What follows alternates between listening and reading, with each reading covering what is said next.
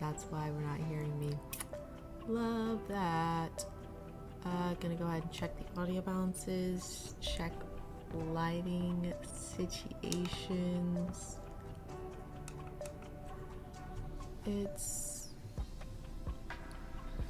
We've got, one of these days I'm gonna get blackout shades for behind me so that way the lighting isn't absolutely atrocious, but that's fine. That's fine. Okay. One of these days. Distant future. Don't get too excited. Lighting has been a consistent issue for the vast majority of me doing these streams. It's great. Okay. Okay, I'd say we are pretty good to go.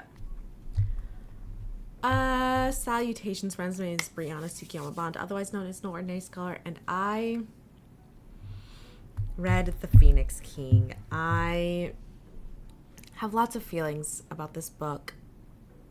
I thought it was going to be a 5-star read, and as you can tell, it was only 3 stars. Lots to talk about. We have lots to talk about with this book, and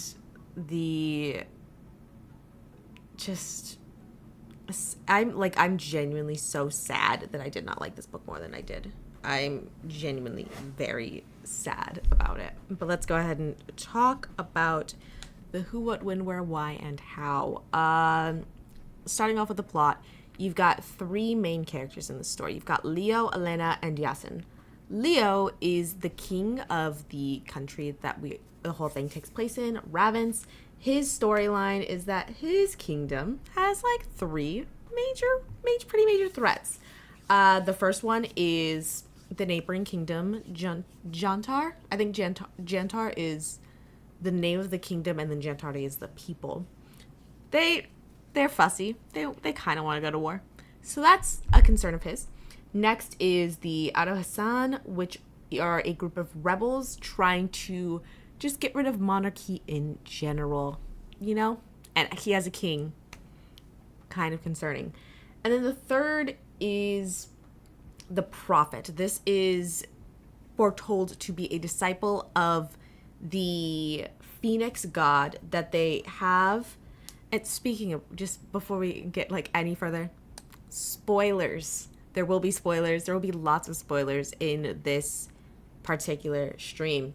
But so the prophet is supposed to be a disciple of the Pheonix, which is the goddess that they pray to, that is like the main religious figure of the country, of the nation.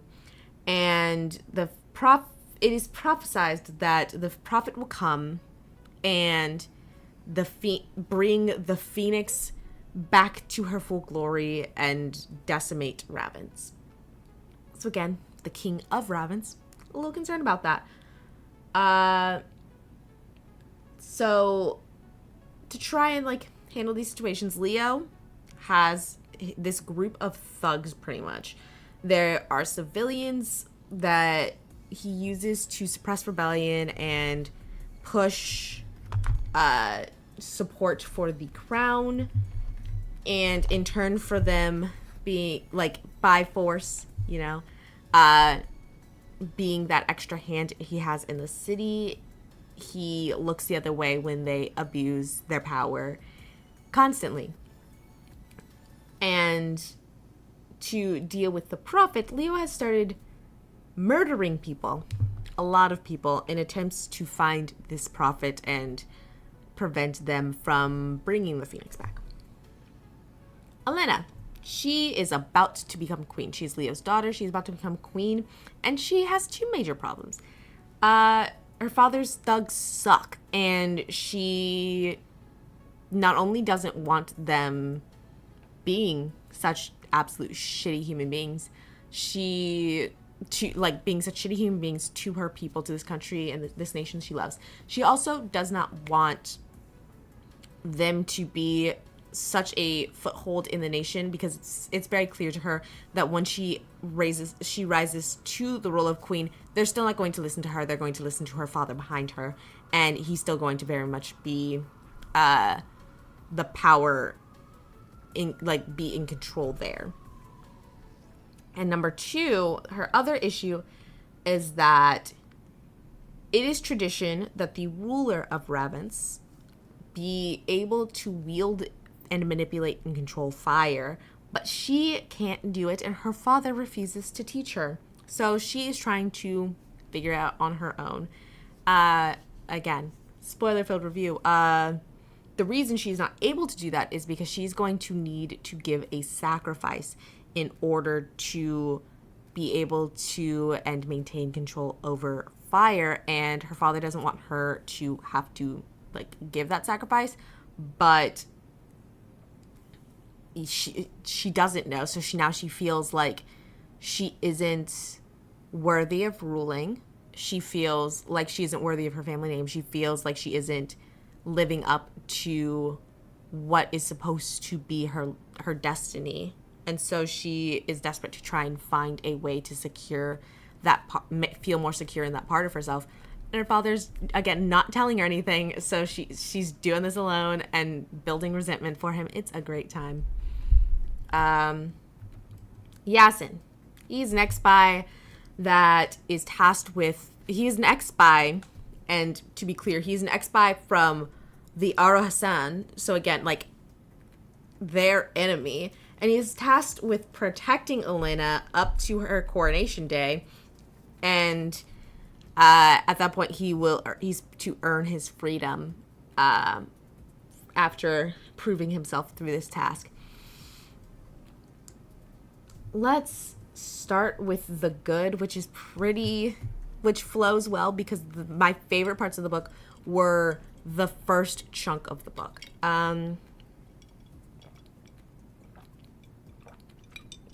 I loved the writing style of this book. It's very lyrical, very poetic, and I really, really loved the writing. I'm not surprised. The reason I was intrigued by this book was because I'd been following the author on Twitter, and they often do long posts talking about a lot of Indian and I don't know if it's just Indian or any other Desi cultures, but a lot of different folklore in their cultures, and the writing is just fantastic. So I'm not surprised that I really loved the poeticism of this book. And even when we get to the points in the book where I just was not interested in, I was still oh my god, I still love the writing. I don't love the story anymore, but I love the writing.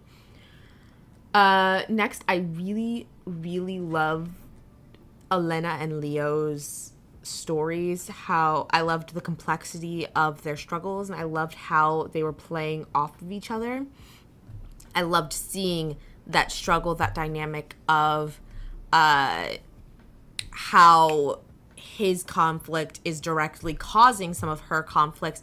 And because we have those communication barriers between them, you're seeing how they are hitting each other or nearly missing each other. And I really loved seeing their relationship. There's also a lot of points in which the author has their stories mirror each other. Sometimes it was a little too much for me, but like one of the ones is there's a whole other storyline about Elena getting engaged, and it's mostly political. So she gets engaged to this dude who is going to provide a massive military to their kingdom for this like war that seems very close. And you see Leo go and trying to interact with these soldiers, and they're just not showing him respect that he as a king is used to. And he has the literal thought of, they don't serve me, they serve Samson, who is the fiance, and like which is like explicitly what Elena has been telling him about his thugs the whole story. And so that you see a lot of that. I really love how I just love how the story with like him trying to prevent her from experiencing the like loss that will come with this sacrifice, balanced with her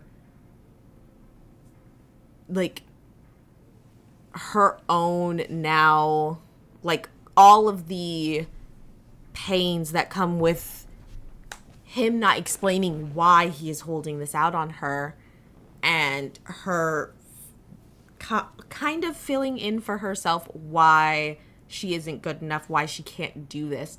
And just seeing those balances, I loved their stories and how they worked together and against each other. That was my favorite part of the story, easily.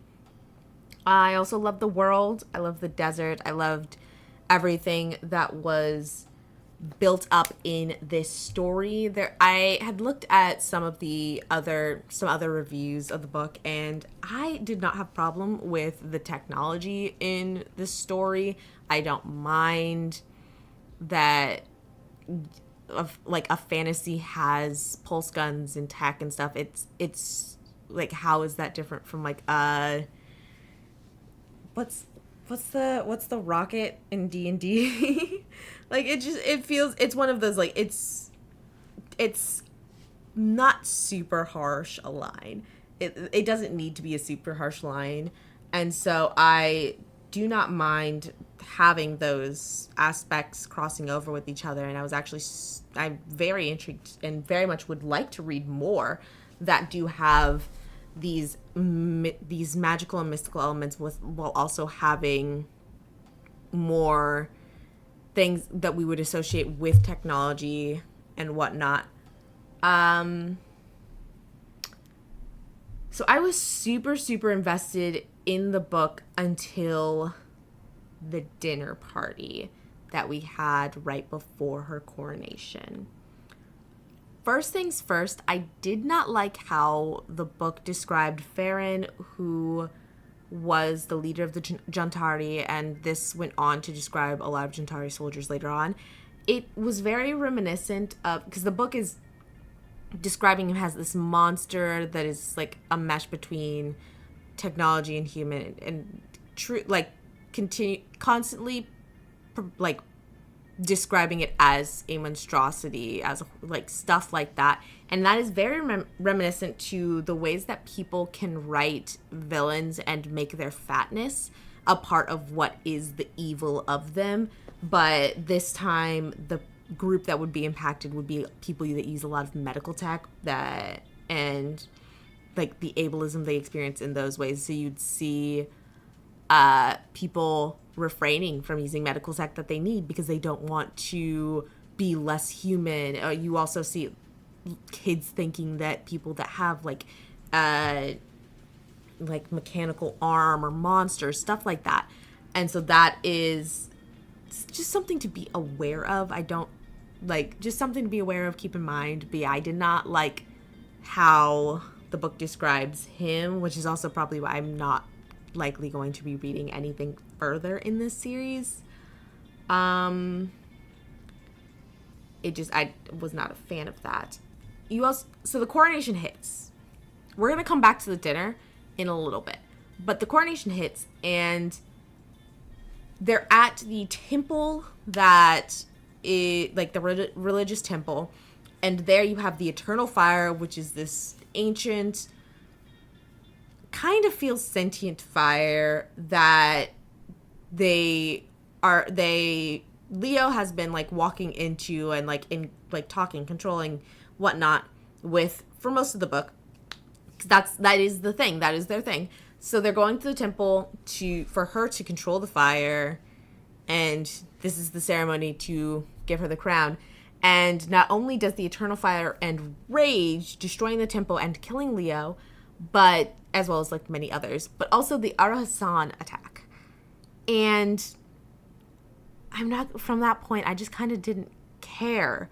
Not for a lot of different reasons. Firstly, I was confused. There were a lot of points where you would see descriptions about, this exploded, and it's like the heavens were lashing out at them and stuff. You would have things being described in ways that specifically call on religion, call on godliness and magical and mysticism. And so that would make me think that this is a result of the eternal fire, this magical, mystical thing.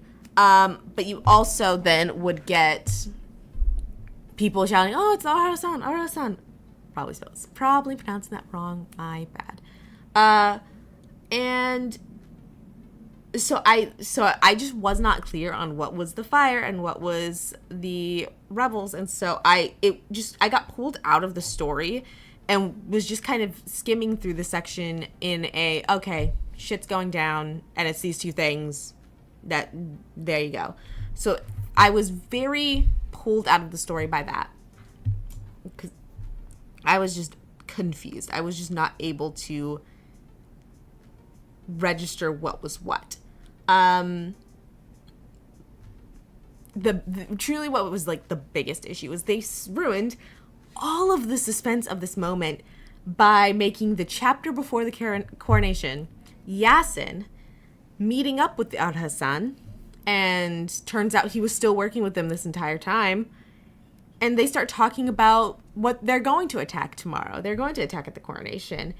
And not only that, but it's also written in a way that makes it, like, super clear he's not going to let anything happen to Elena. So, like, I lost so much of the suspense because of that. And the frustrating thing is, like, literally didn't need to happen. At least with regards to this book, but I can't imagine how it would impact any other book, he didn't need to be working with them still. Because nothing changed. Literally nothing would have changed. They were already expected to attack with or without him. And he didn't end up following the plan to bring the princess to them. So literally nothing changed. Nothing would have changed, aside from the fact that he and Elena get into a little fight later, a little bit of a tiff later that they get over almost immediately. That's the only thing that would have changed in this book, and that thing didn't last long enough for it to have, like, we could have just gone without him still being a part of the group, and that would have made it a shock, a surprise, a twist to have them attack. But yeah, that really killed all of the suspense of the moment for me. I knew she was going to be fine. Stuff like that. It was not great. In all of the excitement at the temple, a lot of people die, and that includes Samson, Leo, and the head priestess are some of the, like, main named characters that we get. And I didn't care. So the book had all but beaten you over the head with the fact that Leo was going to die and he was going to have to be that sacrifice to the fire. And on top of that, he'd reached a really decent place with his relationship with Elena. And it was also very clear that he would still be a monster murdering people to, like, prevent the profit if he didn't die. So, like, I didn't feel much about him dying there. Samson, Elena's fiance, at the little party that they had before the coronation, he and Elena were talking, and they had a conversation that didn't end great, and it became very clear in that moment for me that not only was this not going to be a throuple, I truly, until that moment, thought Samson, Yasin, and Elena were going to be a throuple, and apparently that wasn't going to happen. Not only was that not going to happen, not only was Elena just not feeling him at all, but it also felt very clear that he was going to be consumed by vengeance, and I did not have high hopes for him lasting long in the story and being, like, continuing the role he had in the story. So I didn't, like, he died, I didn't really care. Didn't really care. And then Leah was going to kill the priestess after the ceremony, so I didn't care about her dying. The only person I cared about dying in that scene was Dia, who was the handmaiden to Elena. She's just been so sweet. She was just sweet. She was just doing what, like, she was there for Elena, and that's sweet. I kind of feel bad for her dying. Otherwise, nothing. I just did it. I was not invested in the loss of the rest of them. But, and with this, now I understand, logically, I do understand why we ended up having the whole thing happen as it did. I understand why the fire raged. I understand why the attack happened. But at the same time, when that happened and when it killed off these characters, a lot of the parts of the story that I was actually invested in vanished. They were gone. So I lost, like, the dynamic of Leo and Elena. That's gone now. Another arc that I did like was Elena was, as she was trying to get rid of her father's thugs, she was doing things and kind of compromising her morals, and it, like, she was struggling with that, but also, like, she felt deep down and knew that what she was doing was ultimately going to be for the betterment of her people. And you kind of get that you kind of get that go afterwards, but only a little bit. It takes a severe backseat to this romance, and I did not care about the romance at all. Like, if we're being brutally honest, the romance in this book was the kind of romance that made me think that I hated romances until relatively recently. Like, I was not invested or pulled into their relationship, especially as aggressively as they became, because when it, like, switched to the undying love kind of thing, that I wasn't there. I was not there with them. And part of it is some of it did feel unearned. Like, there's a point where Yasin is like, I've studied her face for so long. I know every quirk of her lip. I know every arch of her brow. I can read her emotions. When did that happen? I did not see that in the, like, honestly, I didn't feel like they'd spent enough time together for them to fall to just be so, like, head over heels in love. I didn't think they'd spent enough time together for him to almost get her murdered, get her family murdered, and her just immediately forgive him. I do not feel like they'd spent that much time together, and they had some good bonding moments, but I do not buy into them being at that point. That's the issue, is, like, they had good moments together and they had very sweet and very bonding moments. I do not buy that. I don't buy all of that, or at least not in a way that feels like it is in any way, shape, or form a healthy relationship that I should be caring about, that I should be invested in and rooting for. Um, like you can, part of it's like you can kind of see how, like, you can kind of see how he is her guard. So I guess you can watch, but you're supposed to be watching around her, and he's been under surveillance as he's with her. So it's not like they're going to let him just stare at her for all of his fucking shifts, right?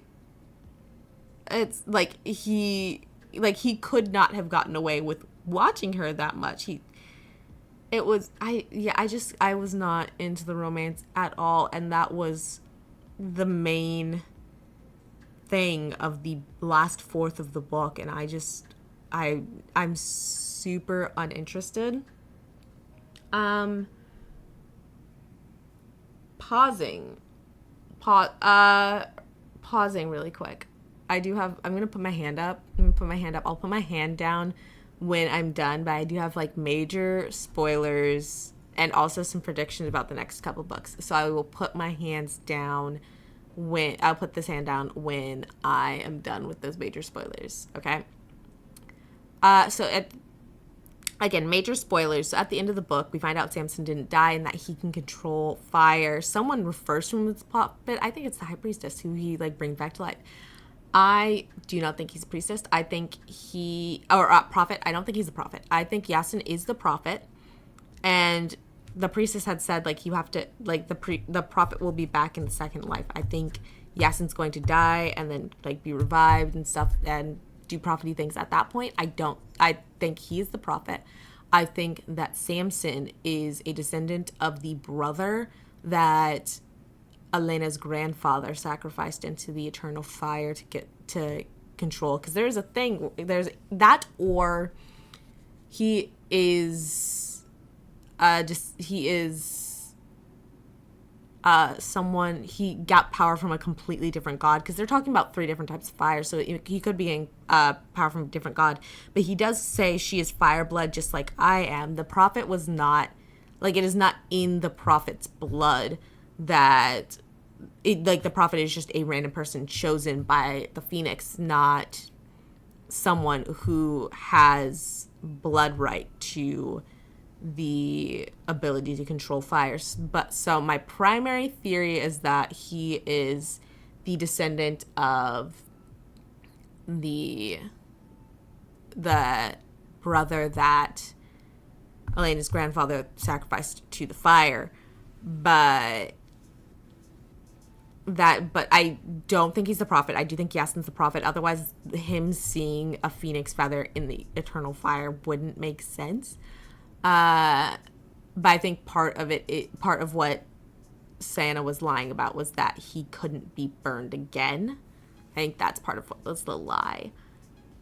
But yeah, so that is currently my major theory. I'm almost certain all 3 of them are going to show up in the next few books, but I'm probably not going to read them anyway. Okay. Last thing I want to talk about is I checked out some of the other reviews because I wanted to see if, like, maybe I was just being overly harsh or, like, maybe there was something I just wasn't getting. I did see a lot of different feelings on it. There were a lot of people who were struggling with the pacing of the book. A lot of people, and, like, how that interacted with the plot. Granted, there were also people who's liked the back half more than I did, and just we aren't the same. I'm sorry. We have severely different tastes, and I'm sorry.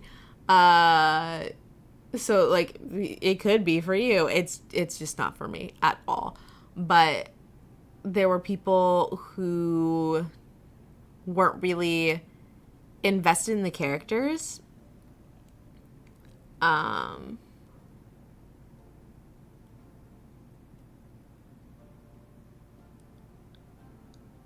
There was also one, like, very fair point of, like, Yasin is an assassin known for primarily attacking and, like, trying to kill royals, and you're just going to give him unlimited access to the princess immediately, which is fair. That's a very fair point. That's an extremely fair point. My favorite critique, though, my favorite comment review was truly a deeply, deeply ignorant take in which they critique the religion of the story, but everything about their critique screams that they're, not only did they not read the book, not only are they being aggressively harsh on an Asian author, but clearly they've never heard of Christianity. Because if y'all didn't know, in Christianity there's a lot of people don't get like an immediate physical, like tangible benefit from God, but boy is there a lot of murder and sacrifice in that book. I absolutely clown behavior in some of these reviews, but yeah, I really wish I'd liked this book more than I did. I really do. But that is the way sometimes. That's how it goes sometimes. I do, like I said, I want to read more books that have like fantasy with tech. Like that is something I'm very much interested in.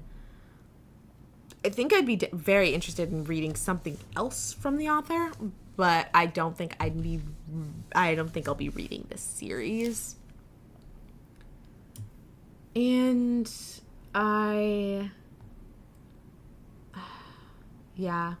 I'm sad about it. I was really excited for this book. Now I must write a review for NetGalley before I get my head chewed off. That is all for me for right now. Thank you so much for watching, and until next time, Valedictions, friends.